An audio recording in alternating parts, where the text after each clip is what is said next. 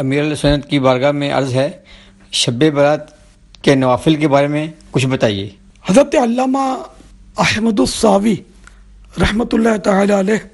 تفسیر ساوی شریف میں نقل کرتے ہیں کہ حدیث پاک میں آیا،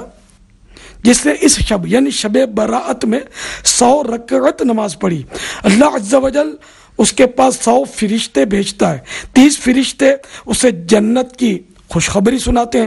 30 عذاب دوزخ سے امن فراہم کرتے ہیں، 30 آفات دنیا سے اس کی حفاظت کرتے ہیں، جبکہ 10 فرشتے شیطان کا دھوکہ اس سے دور کرتے ہیں۔ مشہور سنی عالم حافظ ملت حضرت علامہ مولانا حافظ عبدالعزیز مبارک پوری رحمۃ اللہ تعالی علیہ یہ 100 رکعتیں ہر شب برات میں پڑھا کرتے تھے۔ جب سے پڑھتے تھے یہاں تک کہ ایک بار چاند میں اختلاف ہوا تو آپ نے 2 راتیں مسلسل، کہ شاید آج 15ویں ہو چاہے شاید کل 15ویں ہو، تو 2 راتیں آپ نے 100 رکعتیں ادا فرمائیں، یہاں تک کہ حضور حافظ ملت رحمۃ اللہ تعالی علیہ کی زندگی کا جو آخری سال تھا، نقاہت تھی،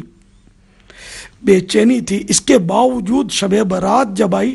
تو آپ نے یہ 100 نفل اس میں ادا فرمائے۔ صلو علی الحبیب صلی اللہ تعالی علی محمد۔ اس میں کوئی مخصوص صورتوں کا بیان نہیں ہے، جو بھی آپ صورت چاہیں سورہ فاتحہ کے بعد سورہ اخلاص پڑھ لیں، اور اس کا وقت جو ہے 14 شعبان کو